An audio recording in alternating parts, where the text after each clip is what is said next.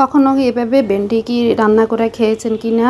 আমি আসলে কি আপনাদের তো জানি না আপনারা কিভাবে ভেন্ডি রান্না করে খান। হ্যাঁ জানি, ভেন্ডি কিন্তু আসলে ছোট ছোট পিস করে ভাজি করে রান্না করে, তারপরে মাছ বোনা করে মাছ দিয়ে রান্না করে। এখন আমি ডাল দিয়ে রান্না করতেছি। দেখুন ভেন্ডিটা আমি একটু ভালো করে ভেজে নিয়েছি, তেলের মধ্যে দিয়ে ভেজে নিয়েছি, একটু লবণ দিয়ে আমি একটু ভালো করে ভেন্ডিটারে একটু ভেজে নিয়েছি। ভেজে নেওয়ার পরে কিন্তু দেখেন আমি ভেন্ডিটা এখন উঠিয়ে নেব। আমার ভাজা হয়ে গিয়েছে, আমি ভেন্ডিটাকে এখন উঠিয়ে নেব।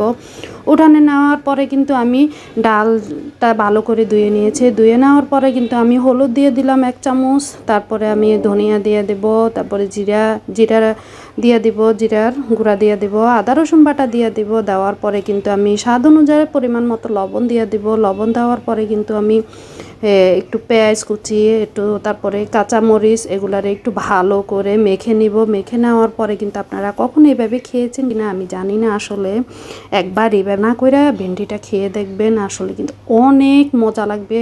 তারপরে মাছ মাংস কিছুই লাগবে না, অনেক মজা লাগবে। আর একটু ভালো দেখবেন, খেয়ে দেখেন, রান্না করে একটু টেস্ট করে দেখেন। নতুন নতুন করে রান্না করার মনটাও আসলে শান্তি লাগে। নতুন নতুন রান্না কিন্তু আসলে খেতেও ভালো লাগে, কি বলবো, আর মনটাও অনেক শান্তি লাগে, ভাত খেয়েও শান্তি। আজকে একটা নতুন রেসিপি রান্না করলাম, এটাই। তারপরে আমি ভালো করে মেখে তারপরে আমি কি করলাম, একটু পানি দিয়ে একটু নেড়ে ছেড়ে দিব। নেড়ে ছেড়ে দেওয়ার পরে আমি একটু চুলাতে বসিয়ে দিব। বসিয়ে দেওয়ার পরে কিন্তু আমি হালকা একটু তেল দিয়ে দিব। তেল দেওয়ার পরে কিন্তু আমি ঢাকনাটা দিয়ে দিব। ঢাকনা দেওয়ার পরে কিন্তু আমি দেখেন আমার ঢাকনা দেওয়ার পরে আমি একটু পরে আবার ঢাকনাটা উঠে একটু নেড়ে ছেড়ে নিব। নেড়ে ছেড়ে নেওয়ার পরে কিন্তু আমি আমার বলক এসে গিয়েছে। আমার বলক এসে যাওয়ার পরে কিন্তু আমি দেখেন আমার একটু ডালটা একটু ঘন ঘন হয়ে গিয়েছে একটু।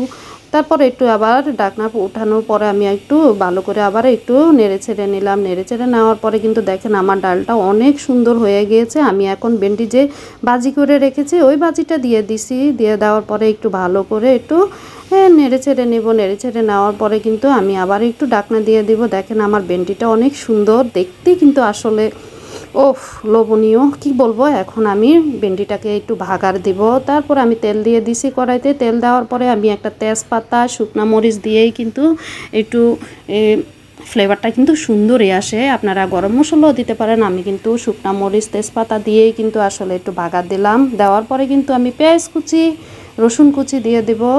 দেওয়ার পরে একটু ভালো করে নেড়ে ছেড়ে এটা একটু ভাগার একটু ব্রাউন হয়ে আসলে, জানেন তো ভাগারটা কিভাবে দিতে হয়, আপনারা তো ভালোই জানেন, গৃহিণীরা তো আরও একটু ভালো করে জানেন। তারপর আমি ওই যে ডাল দিয়ে ভেন্ডিটা একটু ঢেলে দিব। ঢেলে দেওয়ার পরে আমি একটু নেড়ে ছেড়ে নিব।